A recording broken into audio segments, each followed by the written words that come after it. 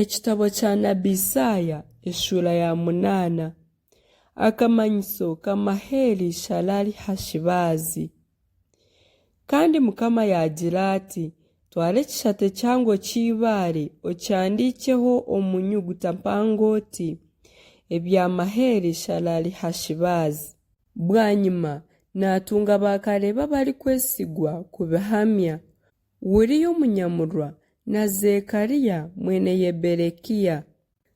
Ntyo nazo wa nabikazi yagirenda yazara omwana w'omwojo. Bwanyuma Mukama yangira ati, mwete izina Maheri Shalali Hashibaazi, ahabw'okuba ogwo mwana kwari batakamanyire kugamba taata nari maama, obutungi bwa Damasiko n'eminyago ya Samariya biryatwarwa omugabe wa Asiriya agenda byebembiize. Mukama yagaruka yangira ati, aba bantu obu bayanga amaizi ga Shilowa agari kugenda mpora bakatina Rezini na mwene Remaliya, Mukama naija kubarwanisa n'amaizi mingi g'amaani ag'omugyera Fulaati, niwe mugabe wa Asiriya n'ekitiinisa kye kyona. Amaizi ago garyijura gashweke emikura yoona, garengyere n'aha nkungu zago zoona, kandi garyahimintika gahikye Yuda, gashandare gijure gahikye omu bisya, kandi n'amapapa gago agashashanwire garyabuga ensi yawe yoona Emanueli. Imwe mahanga mwe mweterane konka muryahendagurika, kandi nimwe ab'omu nsi zahare mutege amatu mwena.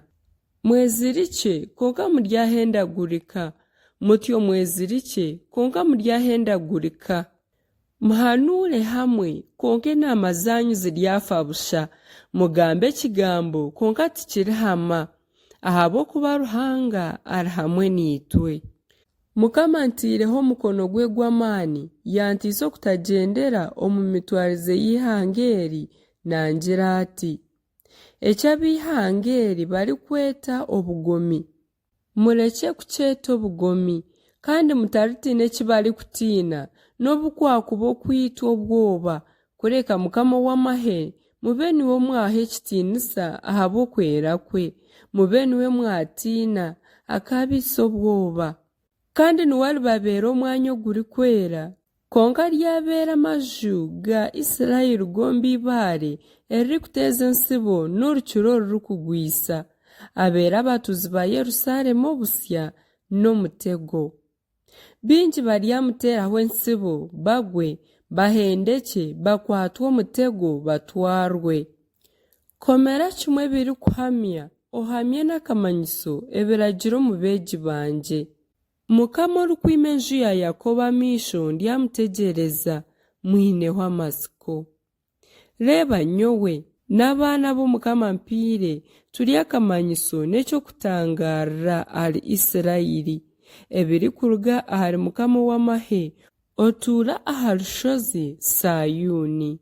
Kandi kuba arabagire ngu muraguze aha bari kugambisa emizimu n'aha bafumu, abari kuviigiira n'abari kuhuma, timuri kumanya ngu abantu bashemereire kwehanuuza aha Ruhanga waabo?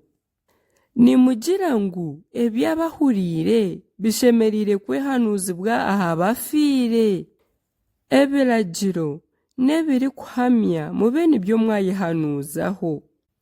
Kuba arabe batari kugamba nk'okwo ekigambo eki kiri, buzimazima omusheke tuguri bajugutira.